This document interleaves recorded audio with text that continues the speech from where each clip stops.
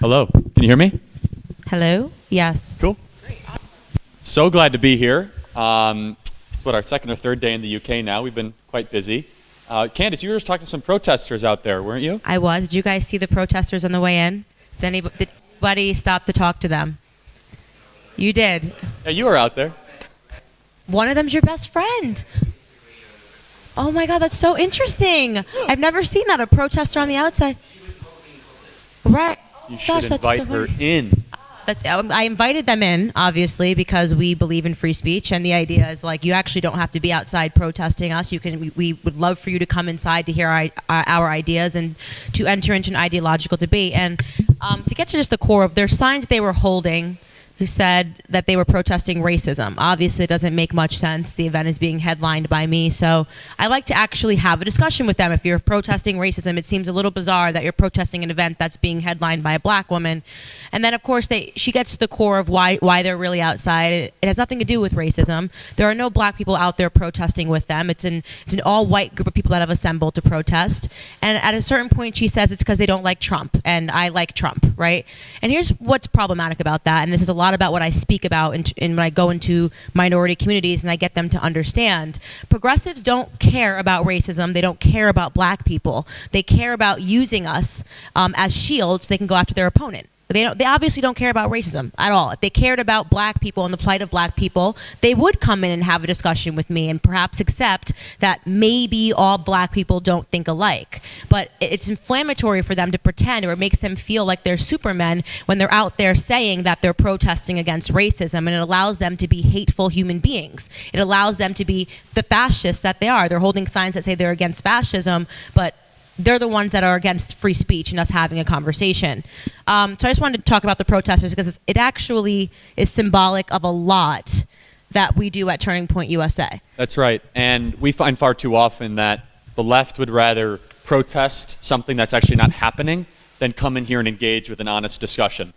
We actually have a policy at all of our events, and you'll see it happen in real time here, that if anyone disagrees with anything that we say, once we open it up for questions, those people can cut to the front of the line. We want the disagreement, we want the discussion, want the debate, the dialogue. Kind of hearing what they thought was happening in here was completely different than the reality. Far too often, they're doing it because it makes them feel good, but it's actually not going to do good. I guarantee if they would have sat through this speech and actually heard why we're here and what we stand for, they would be actually, some of their minds might have been changed. But it's easier to kind of shadow box the figment of their imagination outside because it makes them feel really good because they think they're fighting for the correct thing. Yesterday I was on the campus of SOAS, is that how you pronounce it? SOAS in London.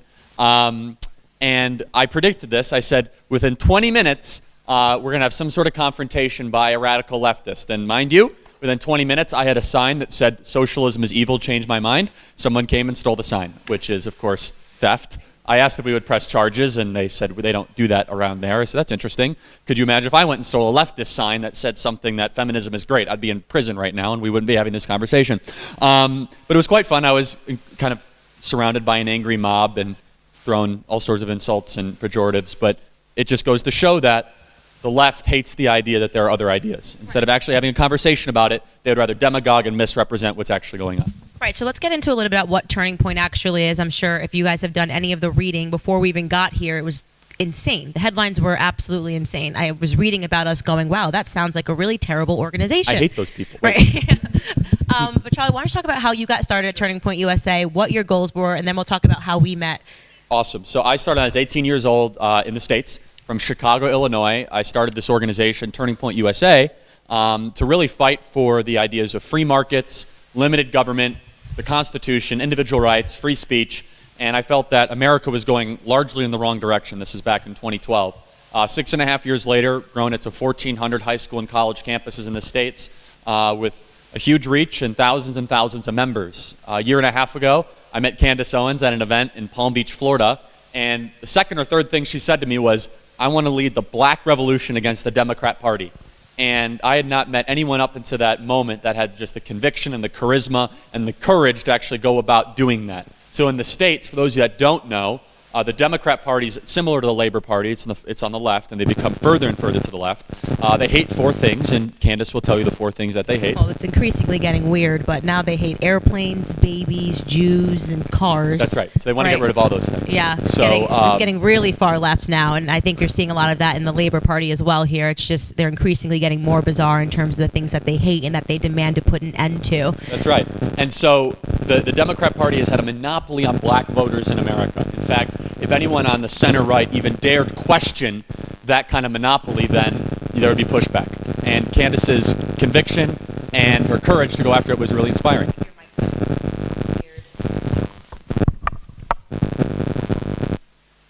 Is better? Yeah, I think we're loud enough anyway. So yeah, I want to talk a little bit about how I got into politics. There's a lot of stuff about me on the internet, and very little of it is true. And that sort of it says a lot about if you're a black person, you have the audacity to think for yourself and have your own ideas. You are met with the mob. I mean, we've seen it happen over and over again. I'm sure everybody watched what transpired with Kanye West, even when he put on a MAGA hat, and that's sort of really indicative of what happens if you don't think the way people demand that you think as a person of color. I didn't care about politics at all my entire life. I came from a family that wasn't really politically inclined. I came from a poor family. I started my life $150,000 in student loan debt, and I think what is true of a lot of blue-collar families in general is just that you're so burdened by problems that you don't really feel like you have the time to pay attention to politics. It's just not really your concern when you have a student loan companies calling you saying they're going to take your firstborn child. The last thing you care about is politics or races that are going on. So I spent my whole life not really politically inclined, and then Donald Trump announced that he was running for the White House. And my initial reaction was no. I was actually very anti-Trump. And I was anti-Trump because I just thought that it was too gimmicky. Like, this was a guy that was a reality TV show. He was having all of these big parties in New York. He was kind of this larger-than-life character. And I thought that it was sort of disrespectful to the severity of politics, and it made us look foolish to have this man running for president.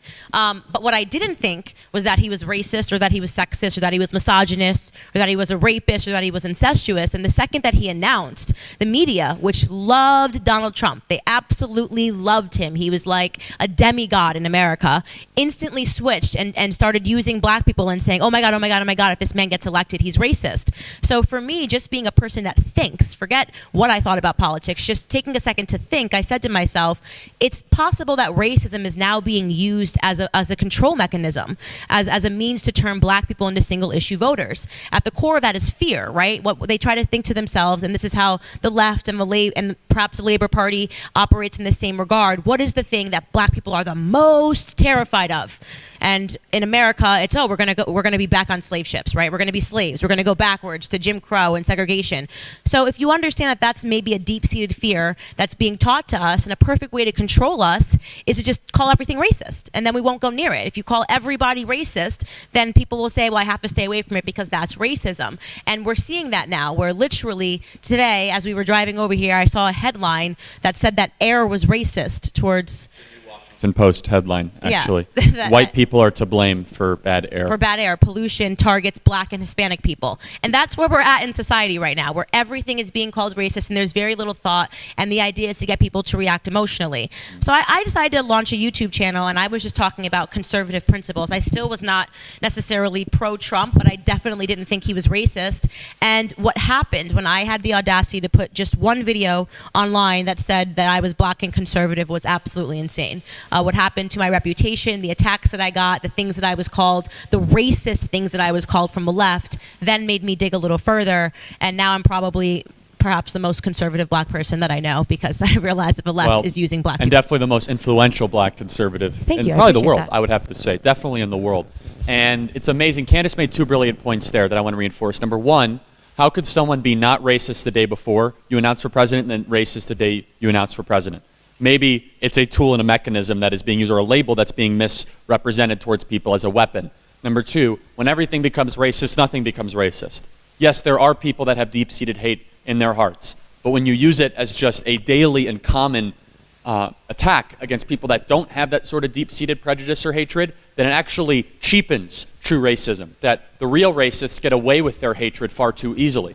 Candace and I both reject the identity politics and the hatred and the racism on both sides and all across the world.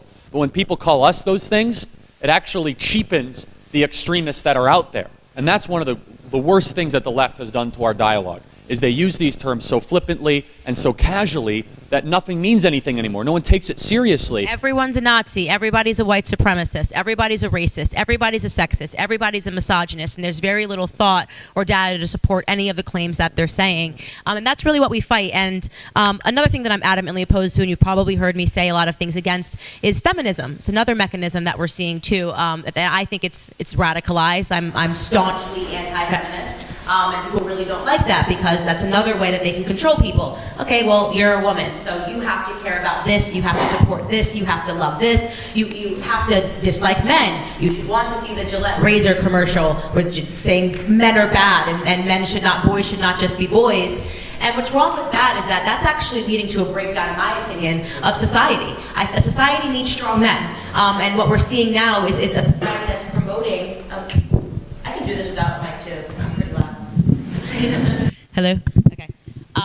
We're seeing this breakdown in society and the treatment of men as if they should be acting like women and women should be acting like men. And I'm really against that because what that's actually leading to is a breakdown of the family unit, and in turn, a breakdown of society. So. And what I found so amazing yesterday, and I don't get stunned by much by the left. I was at SOAS, and I said to a young leftist, I said the nuclear family is critical to any functioning society, and we should rebuild the nuclear family. For me, this is like saying people should try to be healthy. It's something that's so embedded. And she said, "How dare you say something so misogynistic and horrible?" And everyone agreed around her.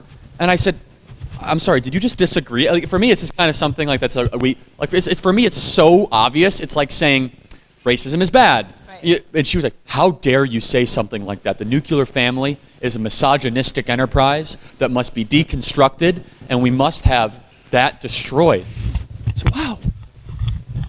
What? And I say the nuclear family is fundamental to a functioning society. If you have broken families, single motherhood rates go up, poverty increases, and in the States, gang membership increases because of it. There's lots of contributing factors as to why that happens. Government programs, failing public schools, so on and so forth.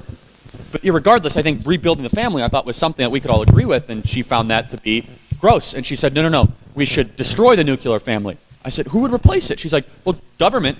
Oh, okay, well, at least you admit that you want to grow the state to replace the family. And I was kind of stunned by that. And in the States, we've seen that the deterioration of the black family especially has led to high poverty rates, and there's a direct correlation to that. Right, and I think that beyond anything else, I've been just demanding a more honest conversation in politics. The inflammatory language, calling everybody names, is a dishonest conversation, and it masks away the true issues, right? And in the black community, we've given our vote to the Democrats for the last 60 years, and nothing has gotten better for us, right? So when Donald Trump got on stage and said, "Hey, black people, here are all the statistics that you guys are failing at in society, right? You're missing out here, here, here, here, here, here." And then he asked this really important question, which was, "What do you have to lose? Take a chance on me." And I took it to heart. I said, why not? I mean, what's the worst that can happen? We've already lost our families. The fathers have already been removed from the home. For those of you that don't know, in America, the single motherhood rate in the black community, in the 1960s, it was at 23%. Today, it's at 74%. 74%. And it contributes to everything. It contributes to the prison population. When boys grow up without having that paternal structure, that strong father in the home, they turn to the streets, they turn to culture. This is why we're seeing these parties that are trying to be cool, right? When they run, the Democrats are throwing Jay-Z and Beyonce concerts. They're not even having conversations with the black community anymore. They actually think that we're stupid. And that's what I go around and try to tell people, is that we should demand a conversation and a real solution, and we should not allow people to manipulate us emotionally, and that has to do with every group. If you're a woman, do not allow feminists to manipulate you emotionally and tell you that you should be super offended about everything and you should be voting for someone because they're a woman. I mean, that's absurd. The idea that I should have voted for Hillary Clinton simply because our physical anatomy matches is actually kind of insane. Her ideas were terrible. She was a worse candidate. And there was no one that was more establishment than her. Her husband, when she was in the White House, locked up more black men than any president in the history of the United States. And yet they were calling Donald Trump a racist. And he's talking about hearing other ideas. It's been disappointing here in the UK how much, I guess they call it deplatforming, we've occurred. And we have a free speech crisis in America. You guys are way worse than us, I have to say. And you guys got serious danger. I mean, again, I thought it was really bad in the States. And I saw it on the ground at SOAS, and we see, I kind of keep on asking Ali and George, our two great leaders here, where is this event? Well, they moved it again because we got deplatformed. Oh, okay. The address changed again because they keep on kicking us off. And this is so dangerous. You should not be able to silence someone just because you disagree with them. You should not be able to make someone not be able to talk just because you have a difference of opinion. We will fight to the death for a socialist right to be wrong. I want socialists to be able to talk about their horrific ideas. I want socialists to be able to talk about things that don't work. I want socialists to be able to talk about how incorrect they are about everything. I want them to. In fact, I encourage them to, publicly, because the more they'll do that, the more opportunity hopefully we have to cross-examine. What is the left so afraid of, Candace? They're afraid that when we have a chance to talk, we will win converts over. They're afraid that when we're able to do this and pack rooms and get millions of people on the live stream and Turning Point UK gets stronger, they will not have the monopoly on power that they have enjoyed amongst young people. And we as conservatives are never afraid to have debate or dialogue or discussion. We never want to kick people out. In America, I thought we had a free speech crisis in America. I can't. Much worse here. Unbelievable. So for any of you that, even if you're on the left here tonight, you can listen to everything we say, stand against deplatforming and stand for freedom of discussion and freedom of ideas, because it is severely under attack here in this country. And I can tell you, this is not going in the correct direction. There will be a singular political thought in 10 years if you guys allow this to continue the way it is right now. Right, and I think at our core, we really believe that there's no topic that is above intellectual debate. You should be able to debate and discuss everything, and obviously there's no violence if we're just having a conversation. You may not agree with everything that I say. I know Charlie doesn't agree with everything that I say. I don't even agree with everything. I grow, I'm evolving, but the ability to do that and do that openly and to challenge different ideas is really important. It's a core tenet of having a free society. And that's really why we wanted to launch Turning Point UK, because we're realizing that your universities are possibly worse than ours, I think, in terms of becoming leftist indoctrination centers. And again, seeing those protesters outside, I mean, that is pointedly absurd. Seeing the headlines, knowing that the media supports that. We hadn't even opened our mouths. We hadn't even gotten on the plane yet. And they were calling us a white supremacist group, and I'm on the plane. You know what I mean? That's really crazy. But what they're really saying to you is that they think that you're so stupid and you're so foolish that you won't show up, right? They're saying that they want to control the narrative. They want to use these fear tactics so that you're out there boycotting or protesting and you won't come in to hear different ideas because they think that they can control you. Totally and completely right. I want to call up our other panelists in a sec. Candace, I'll introduce one of them. You introduce the one you know best. Sure. So you'll be introducing Joel. I'll be introducing George. Yeah. I'm kidding. So we have two other great local UK patriots here that we'd like to call up. Joel and George, come up here. Candace, why don't you talk about George a little bit? Yeah. Joel is one of our influencers here, and George is a close friend, someone that Candace has got to know pretty well.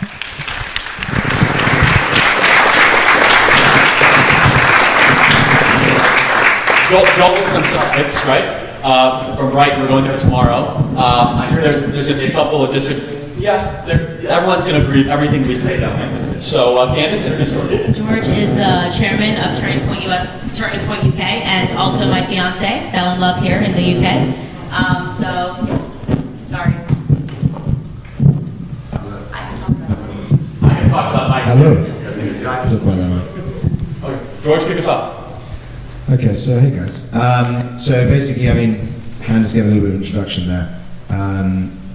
My journey to conservatism, I guess, probably came about because of my dad. My dad sits in the House of Lords, and he came from nothing. And I found the story, as I grew up, to be an incredibly inspiring story. He literally grew up in a slum. His dad died when he was 4. Few issues with the mics. Just talk about it. I think I should talk about it. Yeah, so basically, he grew up in a slum. One more. Is this one working? There we go. So he grew up in a slum. His dad died when he was 4. His mum died when he was in his early 20s. He grew up in absolute poverty. Started his first job as an account clerk, earning £5 a week. And he has become a very successful businessman since then. And I'm happy to talk about his experience because I find it a truly inspiring story of conservatism. He was enabled to become the success that he is today by the Thatcher government. And obviously if you talk about Thatcher these days, it's like, whoa, Thatcher. But basically, I mean, you have to give credit where credit is due to Thatcher. She was an inspiring leader for Britain at the time, in the time of the 80s. We had taxes in the 70s from the Labour government. On some investments, you could be taxed at 103%. That means that you actually had to pay to invest because you didn't get any money back. So he then became sort of woke, if you like, in the 80s. And as a result, he became far more politically involved and started then contributing to conservative thought in this country. And as a result of him, I grew up and I heard this incredibly inspiring story from him, and incredibly inspiring story how he grew out of poverty and nothing and became a huge success. And for me, that's what conservatism is all about. I mean, you know, people have asked me endlessly, like, what do we stand for? I stand for free speech. I stand for limited government and low taxation and less regulation. Those are the things that I stand on principle about. It doesn't matter who the leader is. I mean, there's nothing conservative about Theresa May, right? I mean, she's not a conservative in my opinion. So, you know, you can. It's not about big C conservatism. It's about small c conservatism. It's about values rather than people and principles. And obviously, then my life has changed a little bit since Turning Point UK launched, given that we got engaged. But also, it's. I mean, this is a. Everyone loves the love story. It's actually hilarious. You get some interviewers who are like, no, we don't really want to talk about conservatism. Tell us about Candace. Like, what's happening with your relationship with Candace? We have hilarious Instagram followers who, like, couldn't care about Turning Point. Just want to know about what's going on with Candace. And I'm just like, what about the values? And they're like, no. In fact, actually, hilarious story was that the president made a comment about our relationship in his speech, and Candace's aunt. Am I allowed to say this? I'm going to say it. Candace's aunt, who is a massive anti-Trump fan, right? No, my aunt hates Trump, and I've been debating with her for like the last 2 years, trying to bring her over to the Trump side, just like with facts, and showing her how much better Black Americans are doing, and she would have none of it. And then like the president at CPAC says, congratulations on your engagement, Candace and George. Candace is getting married, and my aunt texts me and says, okay, I'm going to vote for him now in 2020. I'm like, is that all it took? Is that all it took? Yeah. Exactly.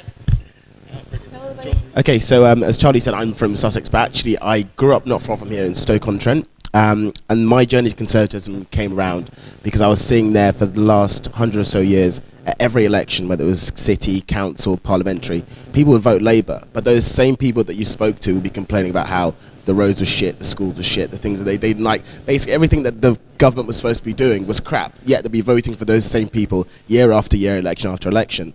And I just kind of thought, okay, so you've got this one party that's saying to you, rely on us, we'll give you handouts, we'll make sure you're okay, you have just about enough, but everything that you actually aspire to will never do for you, will let you get on in life. And then you've got a party offering a different point of view, but you never vote for them. And it really clashed with me because when my parents grew up in Africa, they literally kind of grew up in a life where if you didn't work and you didn't have a job, you wouldn't eat. The things we take for granted, like healthcare, you wouldn't have. You wouldn't be able to send your kid to school, have an education, or better yourself. It was literally you work or you die. That was life. And so to contrast that with the value kind of hard work and determination, the only way that you succeed is by your own hard work, compared to a Labour Party saying, yeah, we'll give you just a little bit, and then that's it, that's your lot in life.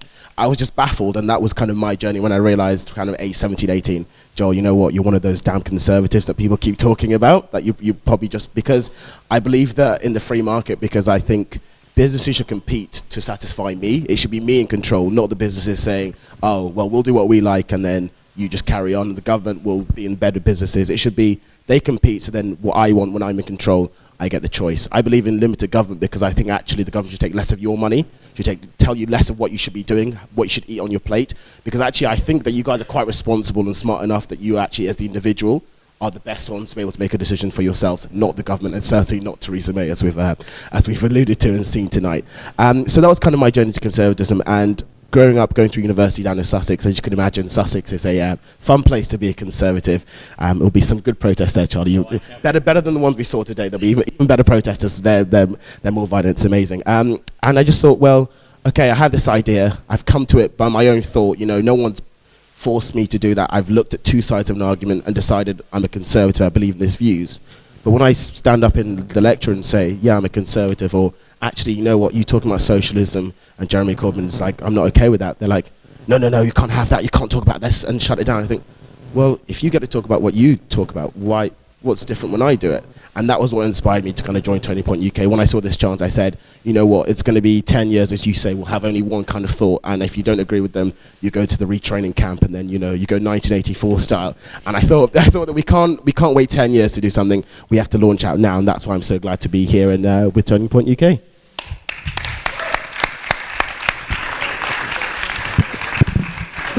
Yeah, we definitely want to open up for questions and have a conversation with you guys. So please feel free to line up. So the process is we usually have a line. We want to just come to the front, or any volunteers. And if you disagree, you get the front line pass to disagree. Does everybody in here agree with us? So if we've won you all over, then we... This is great. We'll start handing out Socialism sucks shirts. Then tell us how much you love us. Stand up, please. And here we go. I actually kind of disagree with you guys a little bit on the process like free market capitalism. I think that Tucker Carlson probably has the best critiques of the free market from the right recently. I don't know if you guys saw his debate with Ben Shapiro, but I think there's a lot of issues that he brought up, especially around the ideas of automation and so on. And one of the critiques that he argued against Shapiro was that he said, well, if you live in a, let's say, Midwestern town, or I guess in the equivalent here, what do you call them? I think the mic's off.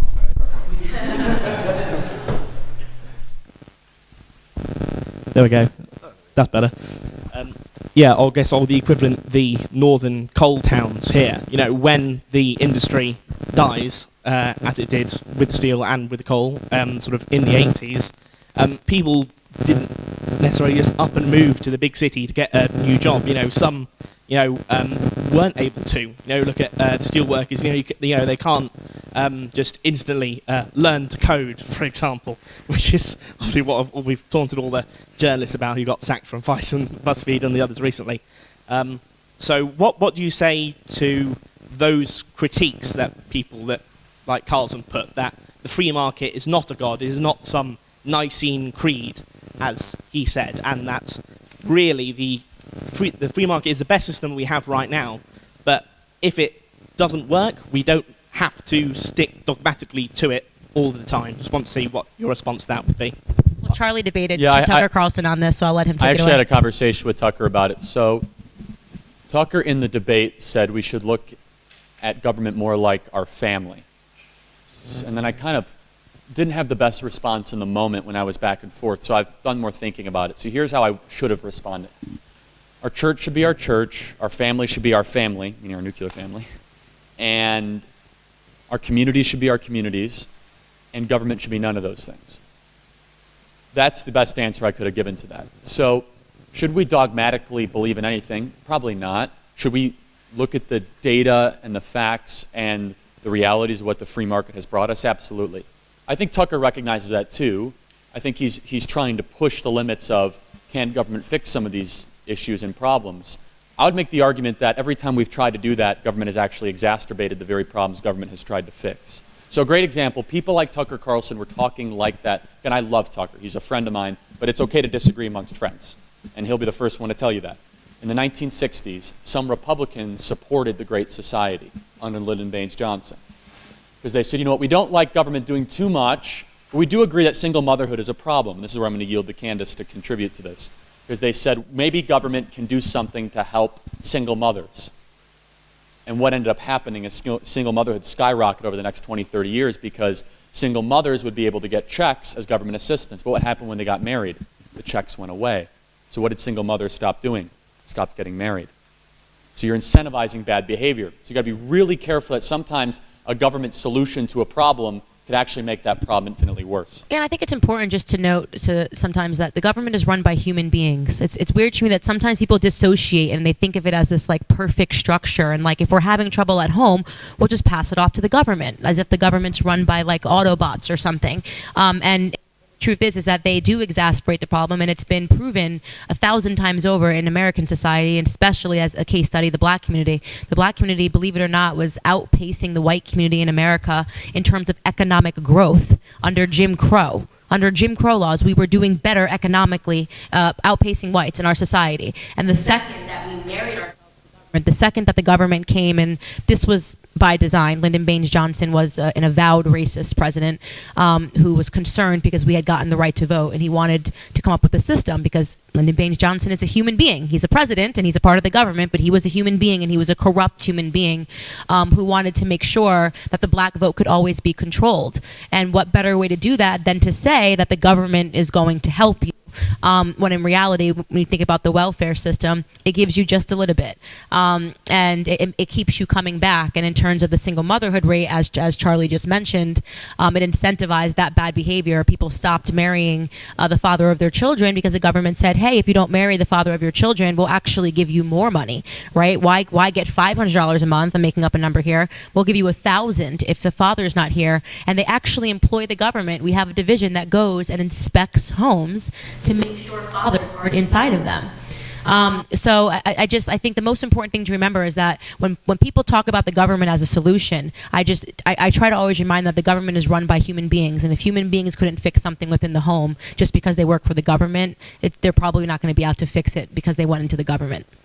And that's so right when you see here in the UK with the government running things, because the free market, the whole point, the government was there for limited regulation. That was supposed to be what it's supposed to do. It wasn't supposed to kind of run every single aspect of people's lives. But let's take kind of when we're looking for green technologies here, you might have not heard recently in the news that the government was looking for green new technologies. The person they appointed to help them as their czar looking over this took around £600,000 from green new companies for technologies that maybe gave 1 or 2% extra investment, extra energy from green sources. And you think, well, that's not going to deliver what we need as a population to survive. But the government's still pushing that idea because the person they've paid money to do is in bed with the companies. That's obviously not how the free market is supposed to work. And I think we've kind of been shortchanged as a generation. The last 20 years from Blair onwards, where we've been politically aware, we've seen basically the government in bed with big business, not allowing free market principles to actually work.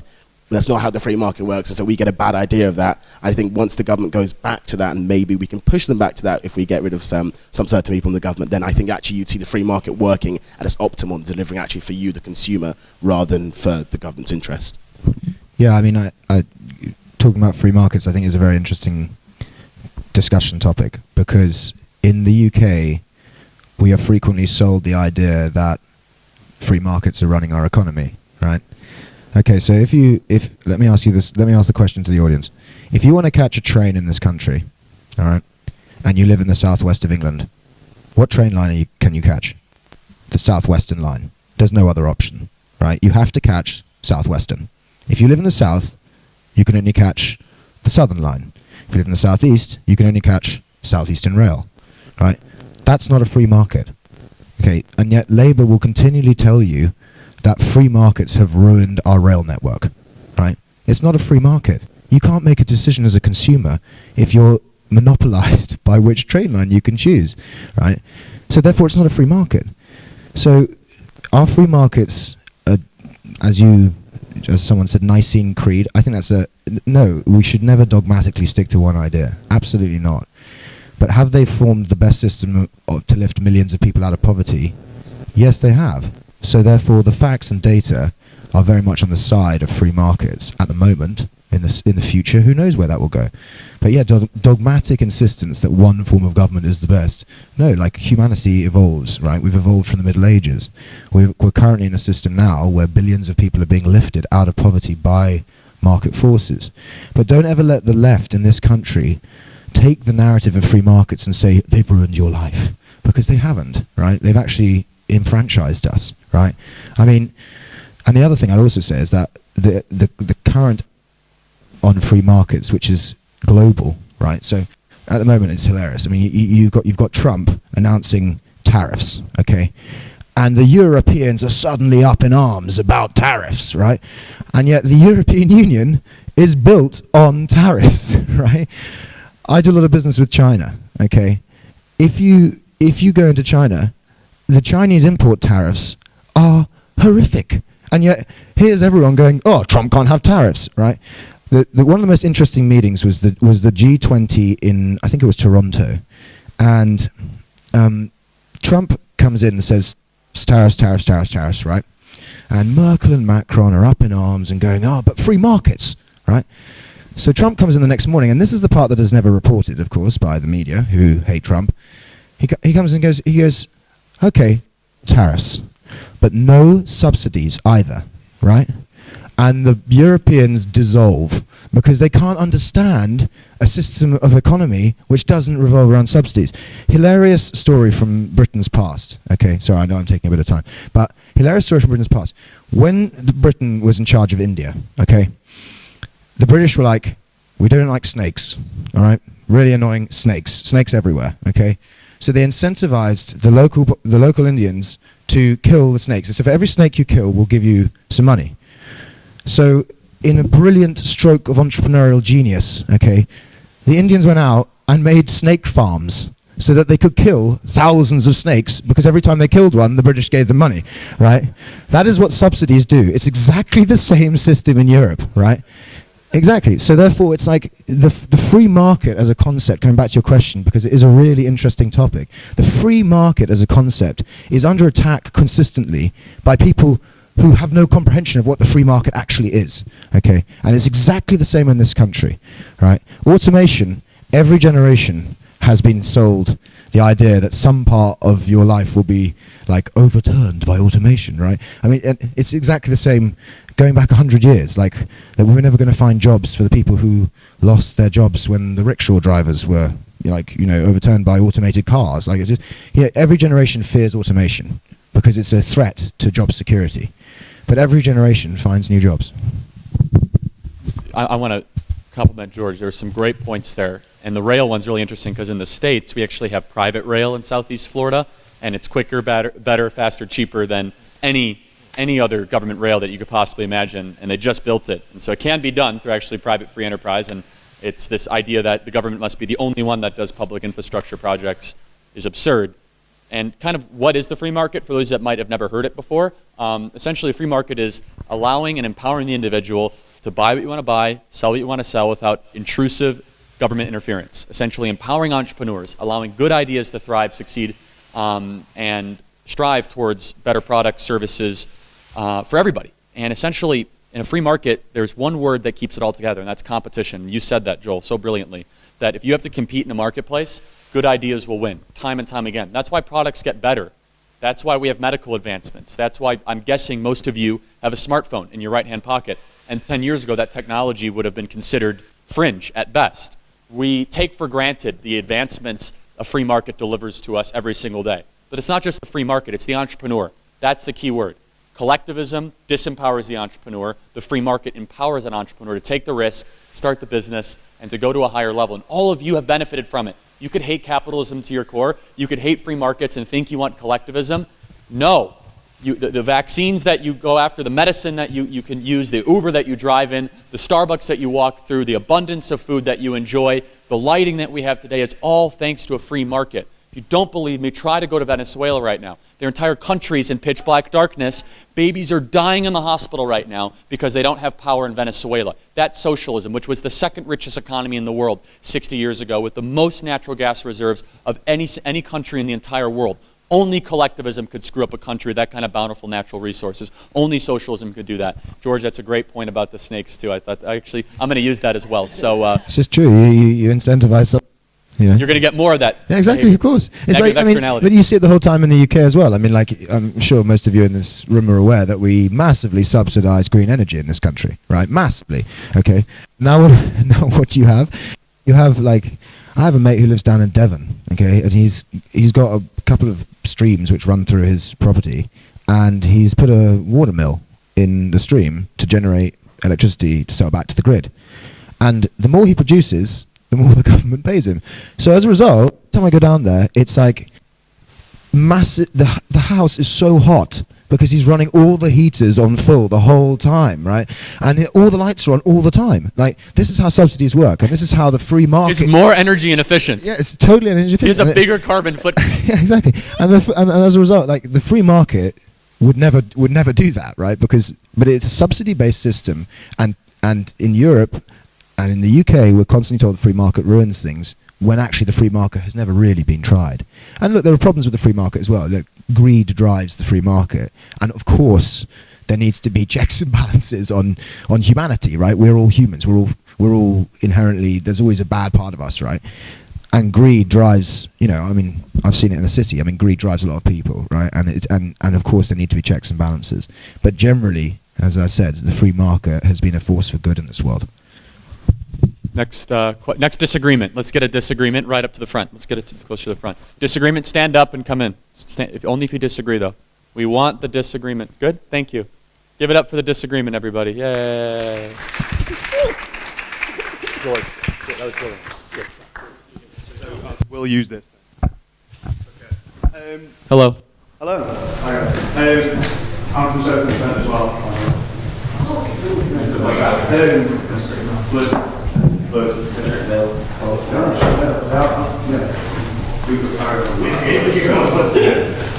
So I want to keep on the subject of the free market. Now, I know we were talking about investment in the economy, industrialisation, but I wondered as well, it might be something that you guys could disagree on, healthcare. So the UK consistently ranks in the Commonwealth Health Reports at the top in terms of health outcomes and a general health in society. It's a single-payer system, it's a collective system. The US is a private system where the individual has the right to choose the healthcare insurance that they want. What the health outcomes are inferior and the expenditure on healthcare is higher. So I think, what are your guys' opinions on that? Do you disagree on that issue? Because I think in the UK, I don't think many people would support the privatisation of the NHS. It's a massive social institution in this country. Yeah, great question. So I'll challenge it a little bit. A misnomer is that the U.S. has a totally private healthcare system. So we don't.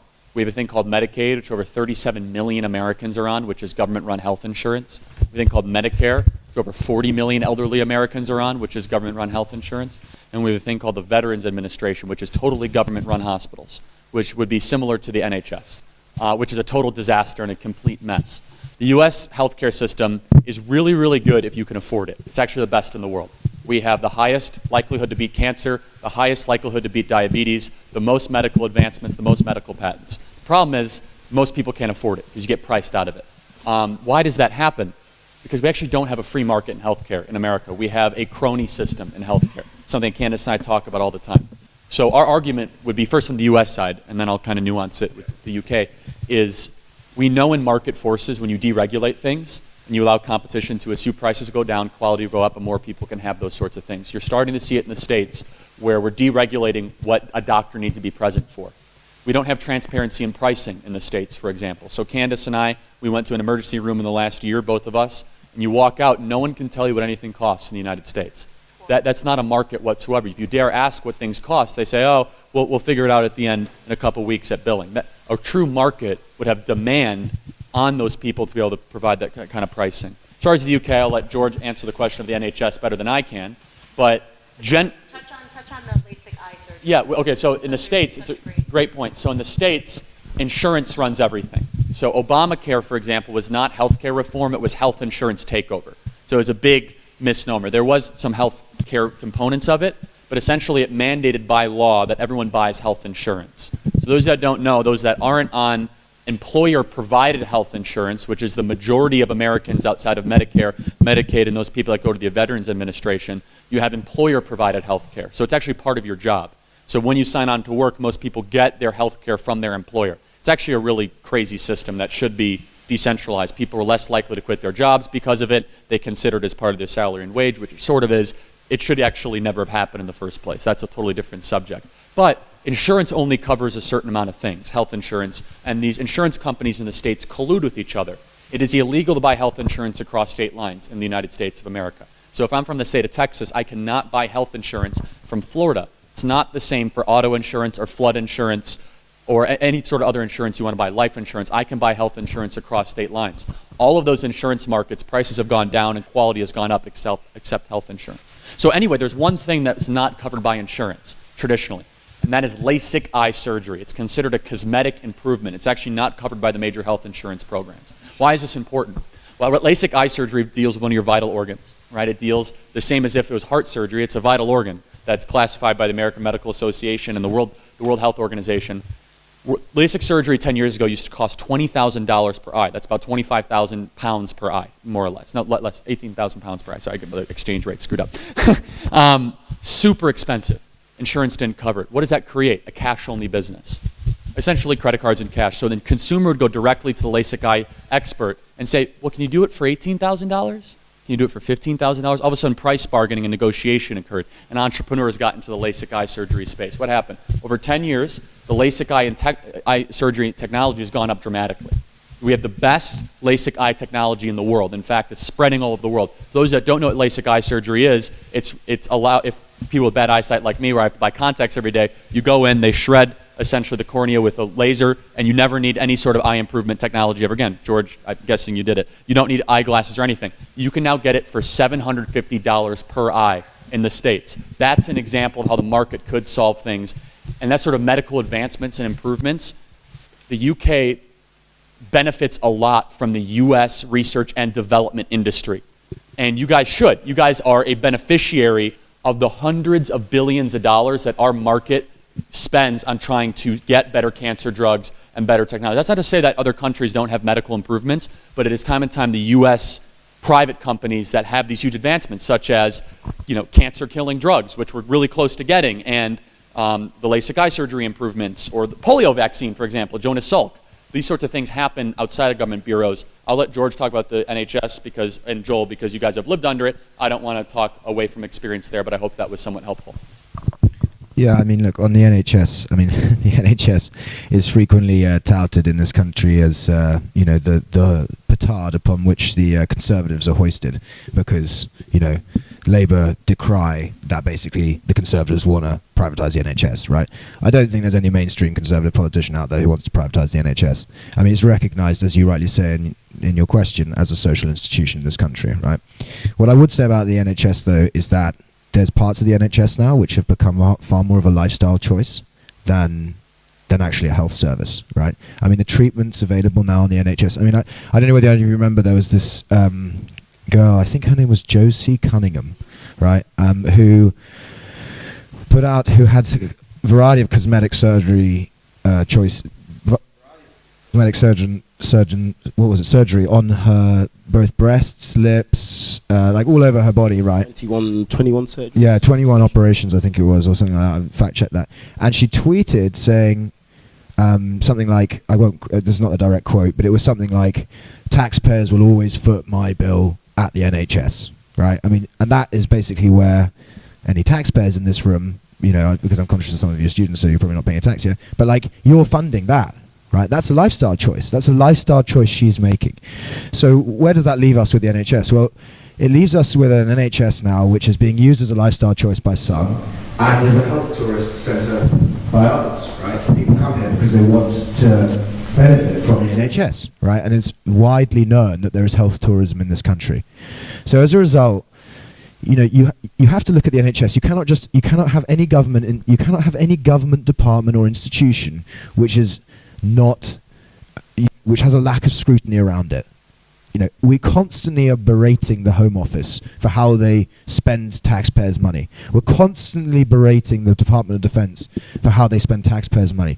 The Department for Education is constantly under review of how they spend money on school kids, right? But yet the NHS and the Department of Health seems to be remarkably kind of free of checks, and of course, like, even we saw it during the Leave referendum, right? £350 million a week extra for the NHS, right? And that's just like, people are like, oh yeah, more healthcare, right?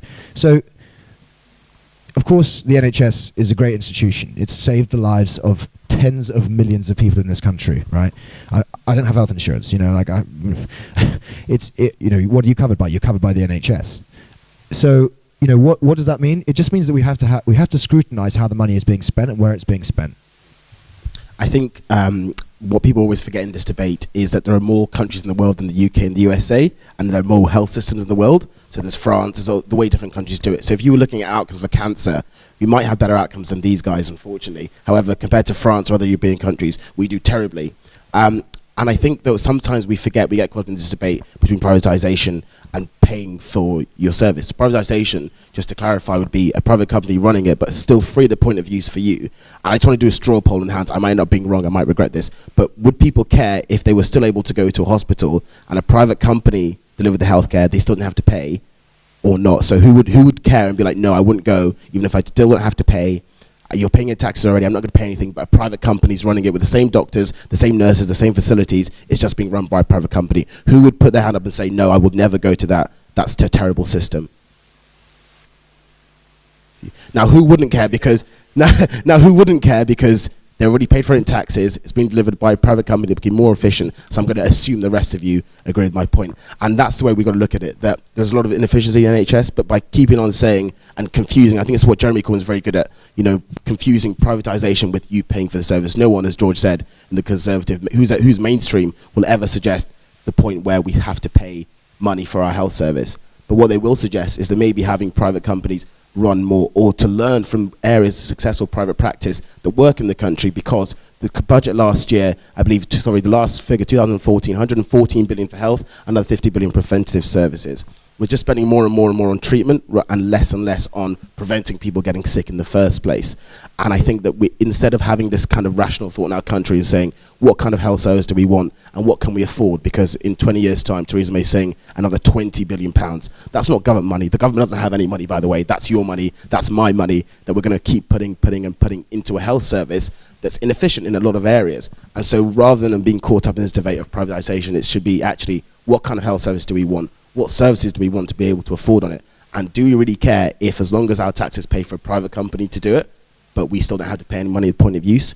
Is that such a bad thing if we can do it more efficiently with the same doctors? I don't think personally, if I was, coming with a cancer or a tumor, whoever's treating me, as long as they're treating me there and then free the point of use, I'm not too fussed.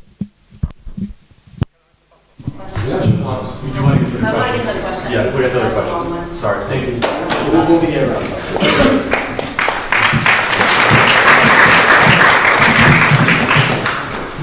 It's not in regarding free markets. You can ask about anything. It's more about democracy and universal suffrage. So you two are from America, and I wouldn't say America is a republic, it's more of a democracy. And that's because you probably allowed universal suffrage to come in to your political sort of scheme. And basically, you haven't possibly offered a solution to defeating the socialists and the communists, in a sense. In what I'm saying is basically, like with universal suffrage, you allow people to vote themselves free money that would have been put into the system, so to speak. And basically, if you look at the political dichotomy, if you have universal suffrage, the overturn window in the political dichotomy will always move towards the left. If you get what I'm saying? Yeah, but we don't have universal suffrage.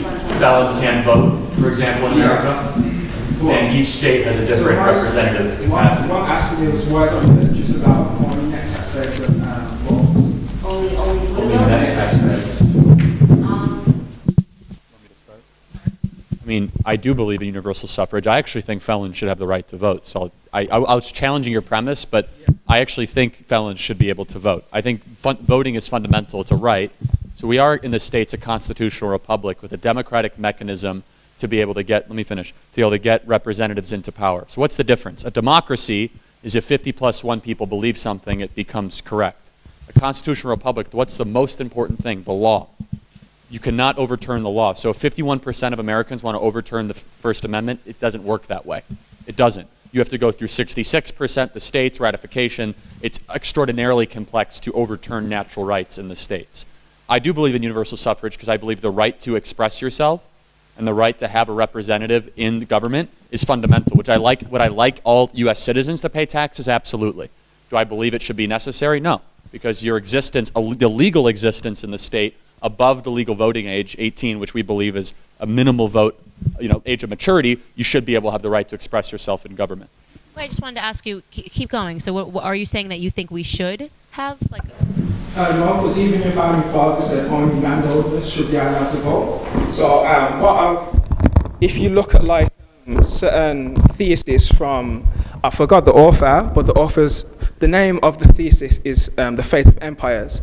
And it describes how universal suffrage always leads to the political sort of environment moving to the left always, in terms of the ancient Greeks, the ancient Romans.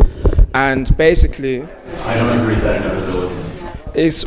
If you read the thesis of Fate of Empires, there's dramatic similarities between America and the fall of Rome and the fall of Greece, and you're seeing the same sort of things that you're seeing now in America and the Western Hemisphere. Yeah, I mean, so there's a very interesting Scottish political philosopher from, I think it was the 18th century, called Alexander Fraser Tytler, who wrote quite a famous quote, which is bandied around in political circles, that basically democracy will always vote itself, the population will always vote itself more largesse from a democracy, right? And then what happens? The democracy collapses upon itself as the largesse becomes larger, and as eventually the burden of the state becomes too great, the democracy collapses upon itself, and then authoritarianism dominates, because that's the only thought process which can enter into political chaos is authoritarianism, which, by the way, as a side point, is where the left wants to take us. But the theory, yeah, I get what you're saying. The thing is that hasn't yet happened. We've been running the experiment now for a pretty long time. So it's like, is it going to happen? Well, look, obviously the debate, I mean, everyone in this room is politically interested, right? You wouldn't be here unless you're politically interested. So the fact that we're having this discussion about whether socialism or capitalism or free markets or restricted speech or whatever you want to call it, right? The fact that we're having this debate shows that the population is clever enough to realize that democracy has allowed for this system of government to develop and to form and to benefit society. So there will come a point, and this is kind of why, there's an influencer which works with Candace in America, who has this great hat which says, "In the end, we win." Right? In the end, we win as conservatives, if you like, because there will come a point where the majority of the population, right, who are net contributors to society, go, enough, too much. It was the same. Take 1979, Thatcher. Right, that was what happened. The population were we were being taxed out of existence. We would have ended up as a socialist country. We had a 3-day week, rolling blackouts. Arthur Scargill ran the country from the seat of power of the unions. Thatcher came in because the population said enough, right? And you're seeing the same in Venezuela, right? Maduro, the country's in a rolling blackout right now. There is no food in the supermarkets. There are death squads on the street murdering political opponents. Eventually the population will say enough. It happened with Soviet Russia, enough, right? There has to be a point at which people wake up, right?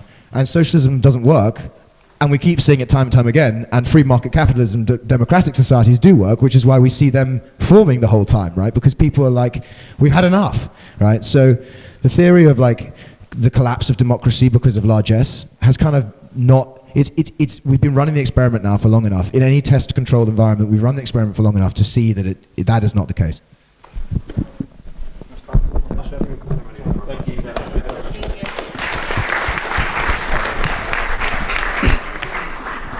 So I had a two-part question, primarily for Charlie and Candace. You mentioned that you support Trump, and also that you're in favor of limited government, but under Trump, drone strikes have increased by over 400%, which is clearly not limited government. And Trump has also kept troops in Afghanistan, Iraq, and Syria. And recently he announced that he was not going to withdraw troops from Syria, even though he initially said he would. So he announced he's going to keep 400 troops in Syria. He's ending the war in Afghanistan. He's not ending the war. Yes, He said he was going to. He said he was going to half. True or false? He's reduced the number of troops in Afghanistan. He's reduced it back to the True or number that it false? was under Obama. True or So false? that's not de-escalating. It's a true or false? He increased the number of True. troops in Got Afghanistan. it. No, it's not true. Got it wrong. It's not There's true. less because troops in Afghanistan today than there were before his he inauguration. He increased the number True of or troops in false? He Afghanistan. announced the withdrawal of troops from Syria. Yeah, he announced it. He hasn't done it. And in Yes, fact, he has. went There's back. less troops today in Syria than there was under Obama. That's complete bullshit. It's true, actually. It's not actually. And furthermore, do you Can I ask another true or false? ISIS is destroyed now. True or false? Yeah, no thanks to America. True. Actually, large thanks to America. No, actually, it was thanks to the Kurdish for using our advanced weaponry, our F-35 fighters, our Tomahawk missiles. It was thanks to Iran primarily. And further, That's a stunning. It takes effort to be that wrong. And also in terms of, well, do you dispute the Do you like peace? Yeah, and you I love like Trump. peace. That's why I'm against It's the drone most strikes. peaceful time in human history thanks to Donald So you Trump. support drone strikes, but you also support limited Do you government. mean the drone strikes in Yemen, or were you specifically In Yemen, talking about? Somalia, I support Pakistan. targeted drone strikes against So you're terrorists not in that wish favour of harm limited upon the government? West. So you're not in favour of limited government then? That's not. Of course, why is that not limited government? The function of our government as Carrying out drone strikes How is about the clearly not Moab limited on a government. Taliban outpost in eastern Afghanistan? I support killing terrorists, yes. So you a role of our support... government, a limited role Okay, of our government. so you support... So you support assassinating people without charge or trial, okay? Yeah, like- That's not very limited government. Well, so we do believe What is- provide what for the is- national... I want to just figure out what is your definition of limited government? Limited government You're means saying a government less, doing its less job state, to us is to no, protect its citizens, less- right? So that's we have not protecting adversaries citizens. overseas that want to blow us up. The According actual to- function that we want to turn to our government for, and I can't turn to my mom and dad for, is to take care of like ISIS overseas in a national crisis. well, So that's according- actually, when we think of limited government, that's actually the role of the government is to protect its citizens. Okay, well, according to the CIA, drone strikes actually increase the terror threat. So it's You're not... not answering my so question. it's What not- is your idea of a limited government? Because that to me is, if you're talking about the limitations the government should take on, it's to protect its citizens against adversarial threats overseas. Okay, and that's not what it's doing. Okay, Because according to the CIA, so drone answer strikes the increase question. the What terror is your threat. idea of a limited government? Less state intervention. That's That's what clearly- Trump supports. Well, He's been a critic of the Iraq okay, War, so- withdrawal from Afghanistan, Okay, so that's why withdrawal from he's Syria. threatening war against Iran. That's clearly... He's not fighting war against Iran. He's I not said sending he's billions threatening. in airplanes He's like Obama did, but he's actually preventing nuclear war against Iran, where Obama wanted to give nuclear weapons. You seem So very that's friendly why- towards that's the why- You think Iranian argument. Is there ISIS something you'd like to tell us? Or? ISIS who wants to blow us up, your idea of a limited government is to just let them do what they want to do overseas because we're saying, well, we shouldn't have too much government intervention even though they No, I want to blow didn't up say its that, people. but drone strikes in Yemen, for example, have nothing to do with ISIS. Drone strikes in Yemen are completely illegal. Trump's also supporting Saudi Arabia's war in Yemen. I think which we'd is- actually agree with the Saudi part. Yeah, we actually don't support That's, Saudi Okay. is a great evil in the Middle East. So is Iran. But it seems, do you agree Iran's an evil? I think that Saudi... I think, well, my Oh, priority... the little hesitancy? Is Iran and Saudi Arabia both enemies of the West? No, I don't believe Wow. that at all. So Iran funding So- Hamas and Hezbollah is what? Would you say that? Good? I think that... Iran is I the think number that- one terrorist funder I in think the the world. Palestinian people and the Lebanese people have the right to defend themselves from Israel. Hamas is not defending themselves. Yes, They're they a are. terrorist organization targeting Jews, they were launching rockets into the nation state of Israel every single day. Sorry. guys. Hamas is not Palestinian. Hamas and Hezbollah are terrorist organizations that are committed to the complete Okay, and total well, destruction well, of actually, the that's- rightful nation state of that's- Israel. That's completely untrue. Hamas We were there. Hamas has repeatedly expressed acceptance of the two-state solution on the G. You just interrupted him talking. Go ahead. Okay, well, the terrorism that Hamas and Hezbollah are responsible for pales in comparison with the terrorism that Israel and the United States carry out on a regular basis. Can I ask a And question? furthermore, you say you're against wealth redistribution. So what do you think about billions of dollars of American taxpayers' money going to Israel You mean every they year? buy That's- U.S. weapons, there's not direct aid. Let me ask you a question. What happens to the families of terrorists in Palestine? Let's say there's a suicide bomber in the streets of Jerusalem. Did you know that there's a pay-for-slay policy where Palestinian families get a check every single Yeah, month that's if they what- kill Jews? Did you know that? That's The not Palestinian Hamas, Authority, that's the Palestinian Authority. which Hamas is governed under because No, it's Israel, not. in the Hamas- pursuit of peace, Hamas retreated governs from the- Hamas. Did Hamas Israel give up governs the Hamas, Gaza yes or no? Strip. The Palestinian Authority governs the West Bank. What happened to the Gaza Strip? Did Israel used to occupy it, true or false? Israel continues to occupy Gaza. It's controlled According- by the terrorist state No, of Hamas. Israel- it used to be Israel- functioning Israel- factories. It used to be rolling hills and vineyards. And the Hamas, the terrorists, took it over That's completely untrue. and As built soo- terror as soon tunnels as- and launched rockets. Hamas. As soon as Hamas was democratically elected, Israel immediately imposed a You crippling think the blockade. PA is democratically Israel- elected? No, Hamas but- is an international I'm prescribed not terror defending the organization. PA. Hamas is an international prescribed terror organization. Sorry? Hamas is an internationally prescribed terror No, organization. it's not actually. It's Yes, it prescribed. is. It's prescribed by a handful of Western countries, which support Including the Israel. one that you're in. Yeah, I agree, but I don't uncritically Intelligence support the UK agencies government. which are designed to serve the people of this country and America have prescribed Hamas. That should raise some serious questions in your head as to whether or not you should be supporting Well, them. I don't place limited faith in the intelligence services who said Iraq had weapons of mass destruction. Okay, well that's a completely separate topic of conversation. Well, no, that was it's not, UN's because you're weapons defending- inspectors who said you're defending Iraq the had- intelligence That services were and UN stuff. weapons inspectors who Iraq who said they they had weapons of mass The destruction. UN weapons inspectors, no, Yes. they didn't. Yes, they did. The UN At the weapons time. inspectors said Iraq did not have John WMD. Nefertiti, so you're who supporting was the head Iraq of the UN's war now. weapons inspection. So you say you're in favour of limited government, but you support the invasion of Iraq. No, we're That's not even talking about that. We're talking about Hamas. Okay, you have just voiced support for Hamas and Hezbollah. No, I haven't. Yes, you have. No, I haven't. You I actually just come did. out and I said it. never said- I Are never- they a terrorist organization? Yes or no? Yeah, they've carried out acts of Let's terror, just but watch as I some said, videos of the Iron acts Dome of terror that they've intercepting carried rockets. out pale in comparison with the acts of terror that Israel and the United Can you States tell me routinely why the carry PA out. fund gives money to the terrorist I don't families? support the PA. I've Who never do you defended. support, Iran or? No, I support human beings who are struggling for their right Then to you live should in hate dignity Iran and because peace. Iran murders human beings that are gay and they throw them off the top of buildings. You should hate Iran. Yeah, I don't support the Iranian government, but neither do I support Saudi Arabia, which is supported by the West. We, And- we actually don't support Saudi that much either here. So You won't find an argument against We're not gonna- Okay, and I also don't support a war against Iran, which you guys seem to. well, we do support sanctions and not sending them Okay, billions of dollars. So which, when which Iran is not, says, which is not limited government, by the way. So can I ask- sanctions Hang on a against sec, Iran? hang on a sec. Who? So in the anarchy. when the president of Iran comes out and says, "I want to wipe Israel off the map," He doesn't actually say that. the No, Ayatollah sorry, Khamenei said that. If you Ahmadinejad actually said that. Sorry, if you look at his statement, Burn the American flag is there's a regularly difference, seen there's on a difference TV. between rhetoric and action.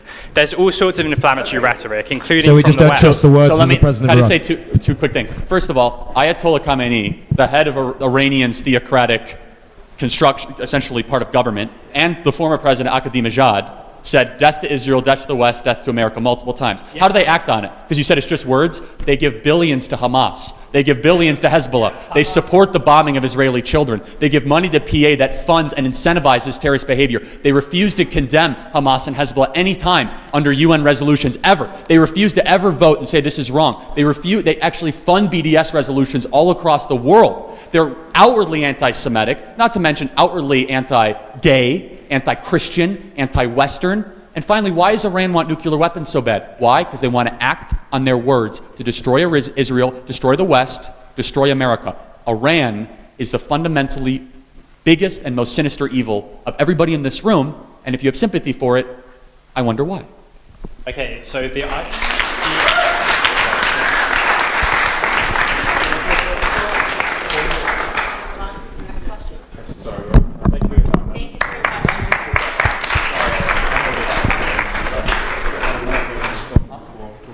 Yeah, of course.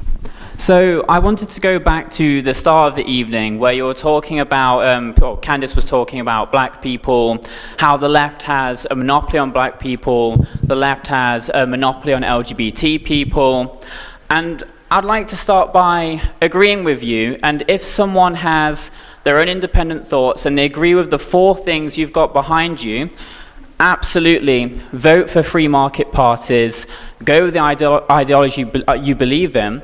But here's where I disagree, is that there's this kind of idea that it's baseless, that it's just fear, and the reason why people just support left-wing parties is because of scaremongering towards right-wing parties. In the UK, if we start with a little bit of history, then I'll talk a little bit about what's happening right now. The left has always stood for minority rights, if it's LGBT such as myself or black people such as yourselves. At times where the Conservative Party in this country had campaign posters saying, if you want to live in the same neighborhood as a black person, vote for Labour. If you don't want to be burdened with a black person, vote Conservative. This was within my parents' lifetime. We had signs around the country, no blacks, no Jews, no dogs, as if dogs and those people were associated in the same thing. We had discriminatory regulations brought in by the Conservative Party against gay people. And now these things are historic, and I accept that thoughts, opinions, and times move on. But if we go right towards the modern day, the majority of Conservative MPs in this country could not bring themselves to vote in favour of same-sex marriage. All credit to David Cameron for agreeing to have the motion put forward, but the House still has a majority of MPs on the Conservative side that cannot bring themselves to support LGBT rights. We had an MP, I think it's Anne-Marie Morris, who was caught on tape just 1 or 2 years ago using the N-word. She was reinstated very quietly after just a few months of having the whip withdrawn. We've had the Windrush scandal. So I guess the sort of thing is, I completely disagree that it's not natural at this moment of time, just one second, I'm almost done, to have minorities such as myself and yourselves naturally vote for parties who throughout history and even recently are sticking up for our rights, have campaigned for our rights all the way through, when even now the main right-wing party in this country, would you denounce the anti-Semitism? Would you denounce the anti-Semitism in the Labour Party right now? I will let you talk. You've talked for a while. Would you denounce the anti-Semitism and racism coming from the Labour Party currently? Would you denounce it? Yes or no? That's what's about. Labour can have their own racism. I'm gonna really kind of give you a really detailed response. But would you denounce the anti-Semitism and racism coming from the Labour Party today? Yes or no? That for me tells you how hypocritical the left are being. Now, as you said, a lot of these things are historical, and I don't think I should be bound by the actions of people 200 years ago, 400 years ago, and what I do today. That's exactly right. Okay?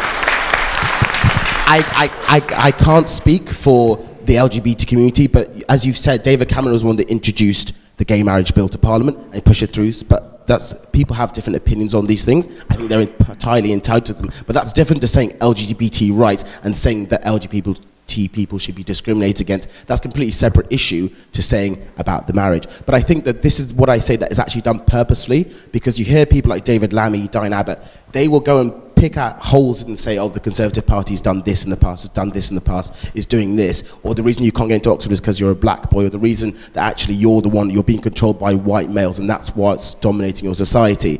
However, when you look at things, you kind of think, well, there's racism in your own party, so take the log out of your own eye. There's 24% of white working class boys, only 24% of white working class boys got A to C at GCSE in the last year. So when you compare that and you think, are they really, why do we have to play this game of who's worse off? Okay, you're black, so you've got this, and you're gay, and you've got this, so that's 50 points worse off for you. Okay, but you're white, and even though you're struggling in a poor area, because you're white, you're 42 points worse off, so I'm going to target you and pit you against each other. What we're saying is you might not agree with us, you might not come over and vote Conservative, but let's remove this whole identity policy and say, okay, because you're gay, you have to vote a certain way, because you're black, you vote a certain way. That's what we're anti-against. The history is true there.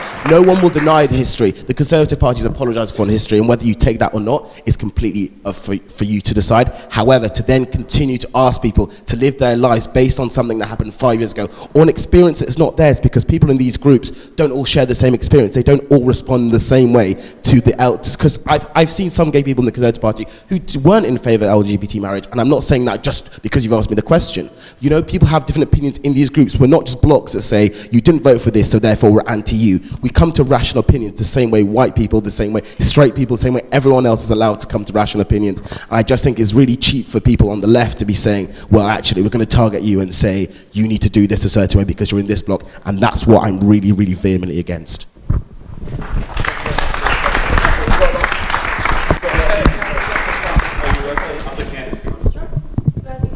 I think you've really sort of misrepresented what I've said. One, I've said if people agree with these values, they're not bound by race, etc., just to vote something if they've got those values. But then you went on to say I did reference a lot of modern-day examples that are going on right now. And the idea was, if the mainstream right-wing parties aren't willing to afford respect towards minorities, is that not a barrier? How do they disrespect? Is that not a barrier for these people? You're talking about the Labour Party is the one that just splintered because people said within their own ranks there's racism and anti-Semitism. So it seems so strange to me that you're talking about the Tory Party when this is currently a current event that's going on right now, is that the Labour Party is having people that are to cause their own party, to start their own party because of the racism and anti-Semitism. So I'm just trying to understand how you reconcile that, how you can ask this question and miss this scandal. Well, you can have an anti-Semitism problem in Labour and still have a huge problem with gay people and black people in the Conservative Party. They're not exclusory things. They can both exist in the same spectrum, and here's the thing, and they're both legitimate problems that have to be tackled. But you're making that up. You know that the Conservatives in this nation don't have a problem with black people. And even when you say that you use some example of some scandal where someone said the N-word, some idea that you're going to use what one person did to describe an entire party is completely insane. You know it's insane. It doesn't matter how recently it is. If one person has a scandal and you're going to use that to describe the entire party, That's completely insane. To me, I'm talking about, you said there was an N-word scandal. I'm not talking about what you're talking about. The same-sex marriage would be, it's way bigger. You keep talking about that, but it's way bigger. There are people in America on both sides of the aisle that have an issue of whether or not it should even be a government issue or whether it should be sent back down to the church, right? So that's, you're kind of trying to steamroll everything into one, and it's different. But what I take great issue with is that you start here and you talk about the history. And this is one of those things that when the argument is lost, you have to pull back 30, 40, 50, 60 years to find racism. I think we all know that society as a whole used to be pretty racist in America. We know that there were societies used to be racist here as well. We have to get over that. We're no longer living, America is not a racist society, the UK is not a racist society, and the only people that demand that it is and want to keep going backwards are people that want to control black people emotionally. I'm not afraid walking down the street seeing a white man in the UK, okay? And I don't need you to be afraid for me. The conservatives aren't racist, okay? And I think that there's any indication of racism that I'm seeing in terms of the UK, it's coming from the Labour Party. And also just to take you up on the same-sex marriage issue, because you mentioned this like 5 or 6 times now. Okay, the same-sex marriage issue in the UK was a very complicated one because of the word marriage, right? That was why we've had civil partnerships for ages, right? And there was no issue, and the Conservative Party was championing that everyone was behind it, right? And no issue with civil partnerships, right? In fact, Obama then tried to use this kind of sort of twisted logic of same-sex marriage in the UK to import the idea into the US. The whole question in the UK was about the word marriage and the fact that the legislation would force the church to accept 2 gay people getting married in the church, which was a totally separate argument to the one about 2 gay guys having an effective union. The Civil Partnership Act afforded to gay couples exactly the same rights that a man and a woman are afforded in the UK. It was the real issue was about the word marriage. That is why there were Conservative MPs. I mean, like, you know, the teachings of the Catholic Church still run in opposition to homosexuality. Therefore, Jacob Rees-Mogg, just as an example, as a Catholic, is going to have difficulty supporting the concept of the sacrament of marriage being imported into the church for same-sex couples. There are theological differences there. It's a theological term, right? It's a very complicated word. It's loaded with a lot of meaning, which is the reason that there was an issue with it in the Conservative Party, right? Same in America. Exact same in America. The church versus government. Exactly. That's going on. The Tories are universally supportive of same-sex relationships, right? There's loads of MPs in the Conservative Party who are gay, right? And there's loads of people who work in Conservative Party central office who are gay. So there's no issue with it, okay? And I just wanted to clear that up because there's a lot of confusion around that. Civil partnerships and marriage, 2 separate issues. Thank you. Disagreements, disagreement. Anyone got a disagreement in line? Disagreement, come to the front, yep. Sorry, this is why we're here. Come on, this is why we're here. Thank you for being here. Thank you for coming and let me disagree with you. Thank you for coming to Nottingham as well, because a lot of these events tend to stay in the London bubble. So my question pertains to discourse and how you think we fix this, because I think you guys fall into the same traps as what you described the left falling into. So tarring everyone with the same brush and also talking about the government isn't just something that can fix your problems, but at the same time the government isn't some sort of obstructive, superstructure that's oppressing everyone. And also you I've heard you say that the left will protest, the left want this, the left want that, and that's frustrating because, I'm here, I'm ready to engage in discourse. And how do you think, and I guess especially because some of you come from America and the media there is very different and a lot more, I guess what we would describe as sensationalist, how you try to combat ineffectual discourse while still staying relevant, because I think you guys fall into those traps. Fall into which traps, though? How do you feel that we've been acting? How do you think that we're the same as the left? I just want to understand your question a little bit better. Not that you're the same as the left, but you fall into the same traps of tarring everyone with the same brush and using phrases like the left want or the left do. So, I think that one thing that Charlie and I always say is that there's a difference between liberals and leftists. Leftists are outside of the event and don't want to have a discussion or a dialogue. Even if you go meet them on the side, you probably would consider someone that's liberal, which means that you might have disagreements with us, but you're willing to engage and have a discussion, and we always welcome that. We want to have conversation, which is why I went outside to invite them into the event. I don't think that we engage we keep the conversation going because we show up on these campuses where, across the board we're not welcomed, right? Where we are actually constantly being protested and shut down. And we still show up, we still go, we want to engage people that disagree with us. I think by saying come to the front of the line to you, even though you are presumably waiver. Undecided at the minute. Well, Undecided. so can I ask a question? You said you've been to other campus events before that tend to be more to the left, probably, maybe? I have been, yeah. Do they demand disagreement to go to the front of the line? They don't. So isn't that, so do the conservatives go out and protest a lot and demand that events don't occur? I haven't been to an event quite like this one, but... So here's the point that I'm making, is that there is a difference between, in today's political time, between small c conservatives and leftists. We will never do what they're doing, which is picket, protest, and demand events don't happen. In the States, Candace and I are subject to infiltrations of our events, pulling of fire alarms, sometimes physical violence. At SOAS, I experienced an act of criminality against a piece of our property, them demanding I leave the campus within 20 minutes, and a mob forming. If a leftist decided to go on a public piece of property where there was a predominant conservative student body, they would have met with a lot of, have a great day, thank you for being here, tell me what you think. So there is only one side that is the intolerant side. I wish it wasn't that way. I wish that there was a moral equivalency, because I think we could actually be united in our faults. But we as conservatives banish the demons from our ranks. We're forced to, and we do it because we believe it's the right thing to do. We fight for the right to free speech of all people. And so I understand where your question is coming from, but I do disagree that there is somehow equivalency between the right and the left, and that we're, with a broad stroke. But find me an event where a leftist or a liberal speaks where they will demand the disagreement goes to the front of the line. Or like, what is the conservative Antifa? Like, there isn't one, right? Like, there is no conservative Antifa. It doesn't exist. Yes. And when people say that, we do take great exception to it, because the idea that Antifa even exists is insane. I mean, think about people dressing up in masks, inciting violence, throwing things. They almost burned down a campus in the States. And there's no recourse either. There's no trouble. I mean, I don't know. Some Antifa people get arrested. I've been chased out of restaurants. Charlie and I got chased out of a restaurant in Philadelphia. Our crime, eating at 8 a.m. in the morning with our team, just because we're conservatives. You will never see that happen. I'm sure you've seen it all over the news in America, where conservative people that are in Trump's cabinet are getting chased out of restaurants with their families. Tucker Carlson had Antifa show up at his front door when he wasn't home. His wife locked herself inside of a closet. That does not happen. Conservatives don't do that.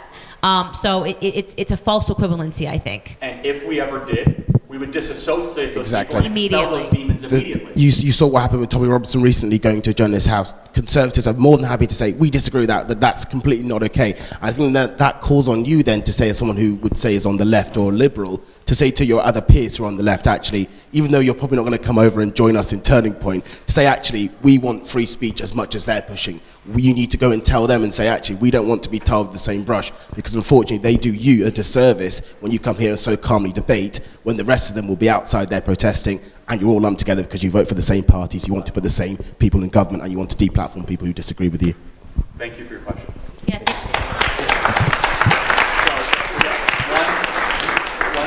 Quickly, because we do want to get to the other disagreements, because I don't want to do a disservice. Yeah, it's fine. Wait patiently. Okay. Oh God, that's loud. In the US, you've got a clear difference between Republicans and Democrats ideologically on the spectrum. Increasingly, in my lifetime, I'm 32, used to be a Labour supporter, used to be on the left, not anymore. Well done. I woke up. But the way I see it is now, you've got a Conservative Party that there's probably a cigarette paper between the two of them because they're obsessed with identity politics. Mm-hmm. You've got Theresa May pushing the gender pay gap, pushing the race audit that she's doing. Race audits, parroting everything that came out of New Labour's politically correct Blair. So energy price caps. They're blabbing on about identity politics, but at the same time, you've got 84 men a week are killing themselves, but yet the headlines and the press go on about the fake gender pay gap, and the government is male privilege. Why? What do you as Conservatives view the state of your party? I see me and George both raring to go about the same thing. I'm so ready to demolish the Conservative Party right now. I mean, look, the Tories, it's no secret. My family's been quite involved in politics in the UK for a long time. I'm certainly, I used to give money to the Tories. I've stopped all my giving to the Tories because I'm like, why on earth would I give money to the Tories where they don't actually represent conservatism? You're completely correct. The David Cameron's big push when he became leader of the Tory party, you know who his idol was? Tony Blair, right? Blairite policies got a home in the Conservative Party. And it was remarkable to watch the transformation of a party that I grew up loving into a party. Candace's journey actually is interesting. She came from a kind of politically indifferent. I came from a family which is very politically involved, and like my sisters and I disagree vehemently on politics, but like I was very much Tory boy. I was very much like, woo, Tory party, right? And now, I'm just like, I can't even believe the party that I look at anymore. It's incredible. Now, there are good conservatives within the Conservative Party, right? But the headline act is a disgrace, and it does not represent conservative values in this country, which is why you get somebody. So in a very quiet way, we had a very British Revolution, right? We had the Brexit vote. We voted for the biggest constitutional change. Most countries have France has a revolution. They're on the Fifth Republic now. Every time they have a revolution, they throw. We just go and tick a box in a booth, and then we go down the polling station and tick a box, and we just vote for the biggest constitutional change in the history of our country ever. It's just like, okay, then, well, that's a very British way of doing it. But it was in some ways a mass expression in this island of the fact that people are so fed up with the headline, right? I'm not going to commend watching Brexit, the Uncivil War, but there were parts of that show which were very, very interesting. And the most interesting part of the entire show was when they had the focus group, and the actors are all in the focus group, and the woman breaks down crying, saying, I have nothing left to lose. Right? That is the disgrace that the ruling class of this country, the political elite of this country, have left people behind, left, right, and centre. Right? They've completely forgotten about the ordinary people of this country, which is why Nigel Farage commands such huge popularity, right? Because he represents the little guy, right? And the little guys beat Goliath. Right? We threw the stone at the EU Commission and we beat them, right? And the problem with this country is that the ruling class now, I always knew that I gave money to the Leave Means Leave. I've been a very vocal Brexit supporter. I always knew that the biggest fight would be as soon as we voted to leave, the EU Commission would throw everything they had at us, which is exactly what they've done for the last 2.5 years. I had no idea that the ruling class will continue to betray this country and our people in the way that they've done. Right? It's an absolute disgrace. Just to show you, what's happening here is very much what's going on in the U.S. as well. So Trump calls that the swamp, right? This is literally when you say he said he was going to D.C. to drain the swamp, and he sort of ran on that. It's because similar to the Republican Party, we call them rhinos, Republicans in name only, where it was on both sides. There's Democrats and Republicans. I rarely call myself a Republican. I registered to vote as a Republican for the first time after the Brett Kavanaugh hearings. But it's problematic is that the parties are portraying the people in general, and it doesn't really matter which side you're on, which is why you need something disruptive. Brexit was your Trump, right? That vote was happening at the same time. It was insane, and it was pretty much this populist revolution where people looked around and said, "What do we have to lose?" Right? Trump shouldn't have made it to the White House by traditional standards of what it means to be a politician, but he went all the way because he was saying the things that needed to be said, and he defied the entire mainstream media and both the Republican Party and the Democrat Party to become president of the United States. So, I guess we're all just agreeing with you here, right? We're basically saying, you're exactly right, yes, and it is a swamp, and it's time for a disruption. Yeah. Thanks for being here. Disagreement.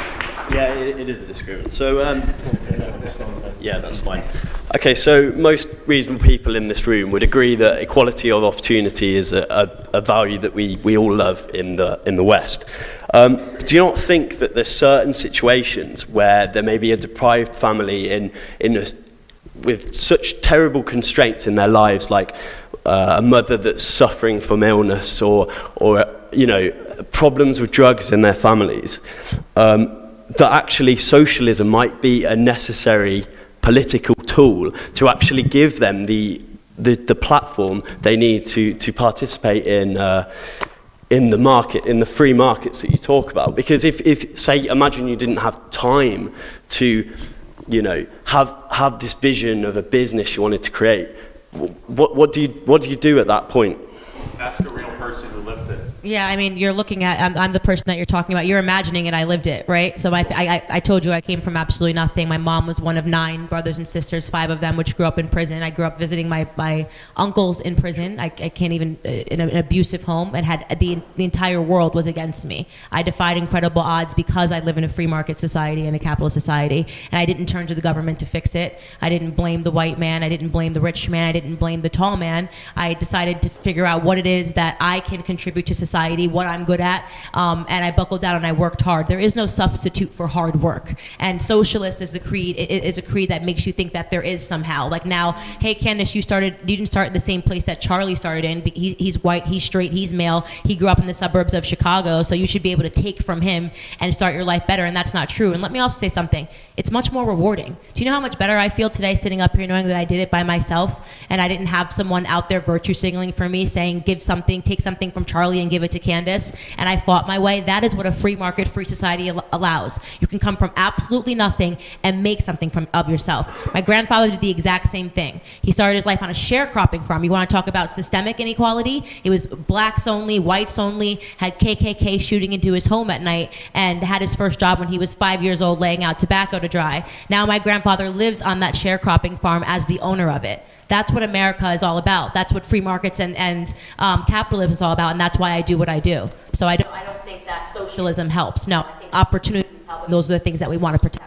And I think giving people a hand up rather than hand out isn't socialist, it's compassionate. And the free market's the only way where you can actually have enough resources to when people find themselves in situations, and it's maybe different people might disagree in the UK, that actually a smaller welfare state, but it's still there to help people when they do find themselves in situations, but not that they end up having to rely on them and say that, okay, well now your mother was like this, you'll be like this, your next generation, and that's where the problem of socialism lies in. Rather than giving them that safety net for that one-off time when they find themselves there so they can build up, it then says, you rely on us, we'll give you handouts consistently, and that's where the problem that I find. Exactly right, because I have cousins, as a case study, who took the handouts and grew up exactly like me. My cousins took the handouts, went on welfare, they're still on welfare, still living a terrible life with multiple babies out of wedlock. Because they went to go pursue that socialism that you think is meant to help people, ultimately just hurts them because it makes them not go after the things that they should, because their back is not against the wall. So they spend all their time, my cousins, trying to figure out how to scheme the system,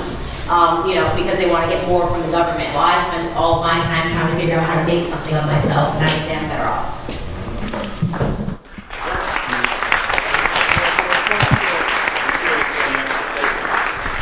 So of course, I'm not advocating, victim, pretending to be a victim or anything like that. And obviously, by the sounds of it, your family has great resolve, and everyone knows that the civil rights movement had great resolve, and it was that grit which got them the civil rights that they needed. But there are still certain people that through their own, that are limited in perhaps their intelligence or there's certain limitations that I just think. The only difference is excuses. If you accept the excuses, you're never going to make anything of yourself. And unfortunately, we live in a society that's programmed for people to accept the excuses over and over and over again. But the thing is that the NHS in this country was founded on not this kind of virtue signalling idea. It was just a desire to help those that were most deprived, and can that not coexist with free markets and no, as you heard the question before, no one's here said about getting rid of the NHS, or we've just said maybe running it more efficiently and using some of the principles the free market derives to make it more efficient, and that we spend less of your money on a system that's actually constantly creaking at the seams and not delivering for people the outcomes that they choose to and that they want the system to deliver. And the NHS was born out of an era of extreme hardship of this country, which was obviously in the aftermath of the greatest sacrifice of human life that had ever gone before. I mean, it was a radical time, radical policies, radical governments. Churchill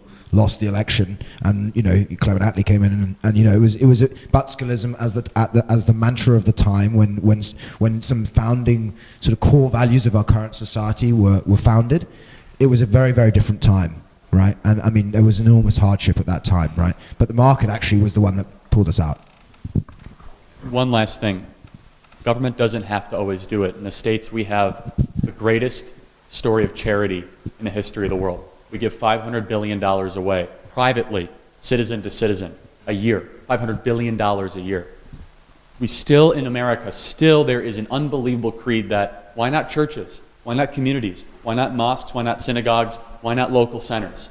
And if you go to the States, time and time again, anyone who grew up in poverty will tell you, and Candace would agree, that it's the private charities that do a much more effective job of helping people than the government systems, time and time again. So it doesn't always have to be government. And what really depresses me in Europe is I've seen the deterioration of private charity. It's almost not cultural anymore. In the States, it is bred into our upbringing that you give 10% of everything you earn away. That's how I was raised in the Midwest. And it's different regionally, but no matter what it is, you give 10% to charity, and once you make it, you give 90% to charity. I don't know if that's the case here. You want to look at some interesting statistics. Look at the amount of money which is given by people in this country to charity versus the tax rate. It's remarkable. It's remarkable statistics. Thank you.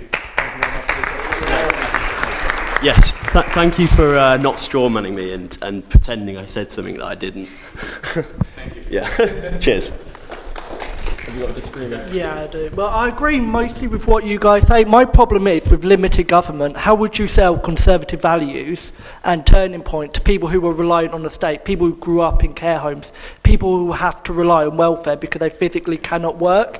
And a bit of a side point as well. You were saying earlier about how the sort of racist history of the Conservative Party was not relevant about what we're talking about today and with the ideology. But mainly for Candace and Charlie, you both talk quite a lot about the racist history of the Democrat Party. And I'm not saying that's okay. It's absolutely... Yeah, so, like, surely if the racist history of the Conservative Party is not relevant, surely it's not relevant for the Democrat Party either, because it's not the same party that it used to be. Democrats are racist now, so I'm not talking about the history of the Democrats. I talk about that, the KKK, Jim Crow laws, slavery, all that was Democrat Party, which is why it's stunning to me that black Americans have given our vote to the Democrat Party. And that has largely more to do with our education system brainwashing us and not teaching us our real history than anything else, which is why I joined Turning Point in the first place. I think beyond anything else, Turning Point is educational. But the racism that's going on in the Democrat Party is going on today, right? It's going on when Kamala Harris is pretending she listened to Tupac and Biggie music, and smoked pot in her dorm room because she's trying to pair to the black vote. It goes on when Hillary Clinton throws a Jay-Z and a Beyonce concert as opposed to talking to us about our issues. The Ralph Northam scandal happened last month. He's still sitting governor at the same time that they're demanding that Tucker Carlson quit his job over tapes that were 20 years ago. So there's stunning hypocrisy that I tend to point out on the left, but the racism that's apparent in our party is every day when you turn on the news and they refuse to acknowledge all the things that Donald Trump is doing for black America. They refuse to acknowledge that we've got 4 million people that are off of food stamps and that we have the lowest ever black unemployment rate ever in this country. Instead, they want to tell us that our president is racist. So I find that the Democrats continually undermine black Americans by thinking that we're not smart enough to have a discussion with them about the issues in our community. That's not in the history, that's not in the past, that's present, and that's today. I hope that answers your question. What was the first part of it? So the first part, how would you sell Turning Point to people who are barely reliant on the state, people who grew up in care homes, people who have to live on welfare? People on welfare are not happy, just so you know. People on welfare are not satisfied. They have just a little bit. They don't have a lot. They're not living in big houses. I would sell it to them by asking them if they want to actually have an opportunity to make something of themselves, to have more than just enough, to have a lot, right? To not have to think about whether or not they have socialized medicine because they can afford to just pay the doctor's bill out of pocket.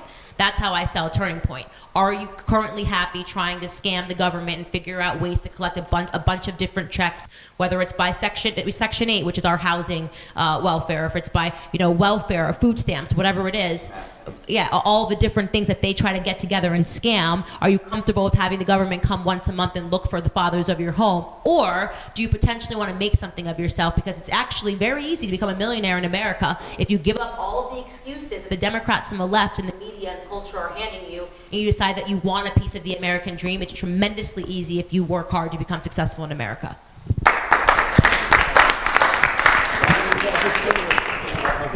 It's got to be a real disagreement. disagreement. Two questions. Sorry. Got So we only have to, you it? Anyone got a real disagreement that you're just screaming out of your chair that want to get it off? I just wanted to make a couple of comments just on what things have been said so far, and then like a little question at the end. So you said at the beginning that the protesters outside said that what was going on tonight was racist, and you said that how can it be racist? There's black people in here. There's black people on the panel. I was just going to say I think that's kind of a lazy argument to make.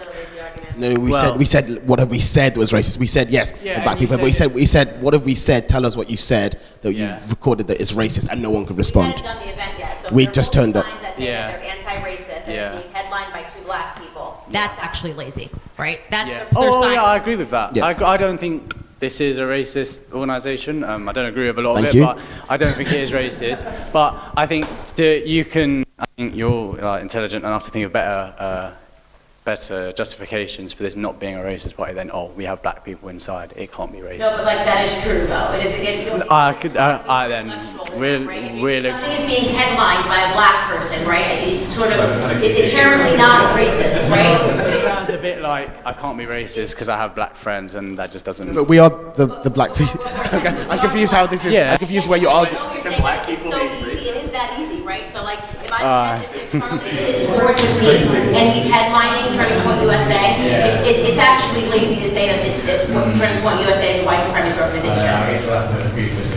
Okay, great. So at what point would we not be racist? If we have, is it all black people? Their signs are lazy. Like to say it's racist is lazy. If it cannot be headlined by a black person, everybody racist at the exact same time. That just makes no sense. Well, it's to do with the policies, the sort of advocacy of policies that generally don't favour minorities. We hadn't done the event yet.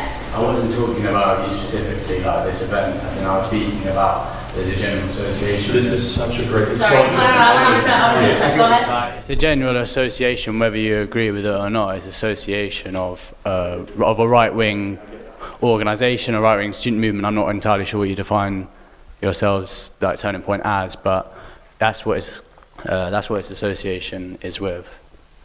So I'm not sure. So is that racist? I don't agree with it. I think it's incorrect to say that it's racist simply because of specific policies. But you said the media on the plane were already saying everyone on the plane was racist. But how can I be on the place how can I be racist? I'm on the plane. I'm black, so it's actually just lazy to say that I'm. So the insinuation is one of two things. Just so you know, your question: either Candace hates herself, or Candace and Joel don't know what's best for black people. That's one of two things. They have to choose.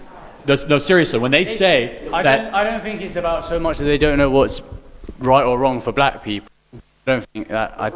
So do they hate themselves? But why would we be doing this event? Well, because... Well, no.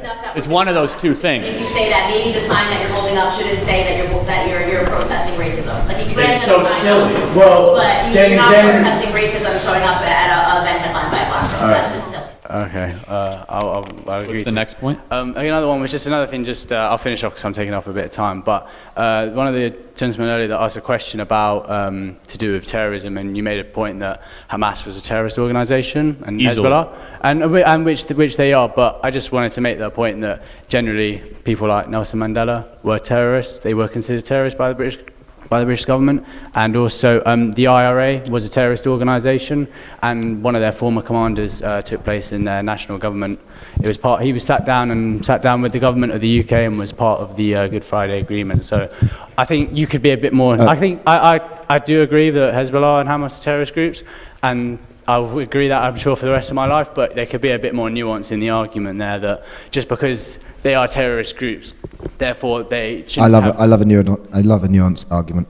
In the interest of a nuanced argument, apartheid South Africa was under sanctions by the British government. I mean, apartheid South Africa was under sanctions by everybody, right? Because it was apartheid. That was why Mark Rich, the oil trader, was nicknamed Sanction Buster, because he came around and sold oil to sanctioned South Africa. So in the case of where you've got Nelson Mandela, and we're sort of drawing kind of very twisted logic arguments that somehow that's like saying Hamas is a terrorist organization. Completely different arguments, completely separate.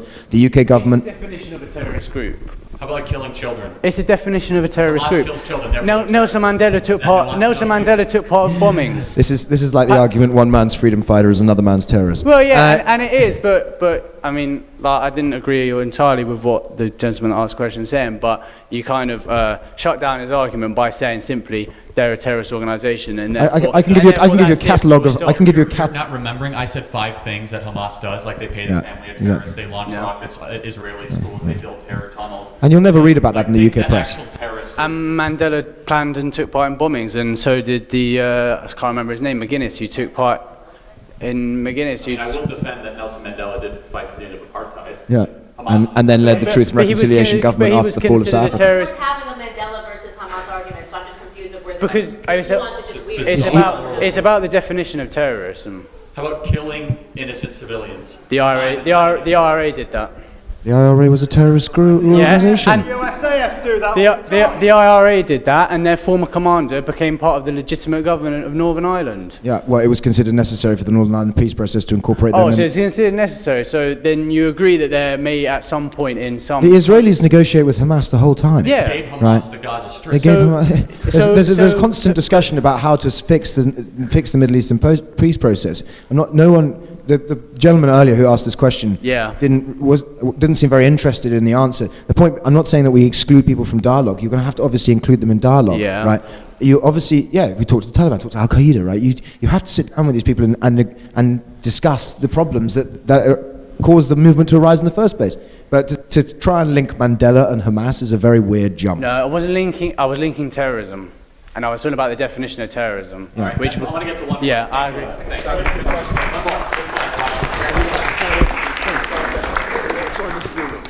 Sorry?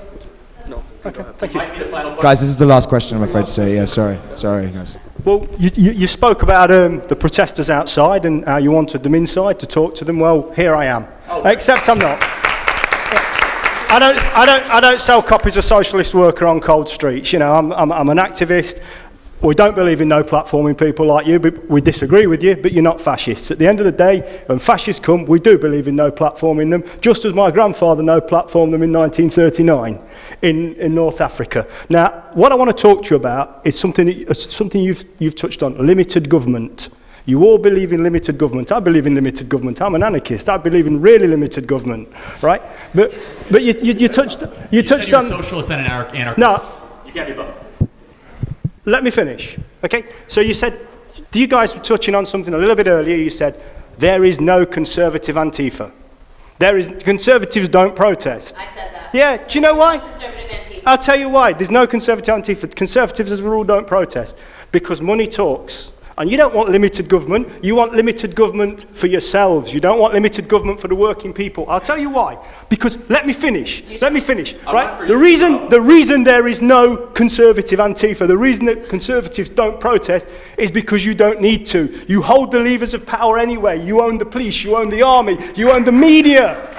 Right? You don't need to protest. You get other people to do it for you. Wait, okay, so... As a class, as a collective, conservatism and the right wing rules the media. It rules the police. Whoa, stop. I know, this is a little... There's so many... No, you've made a few, though.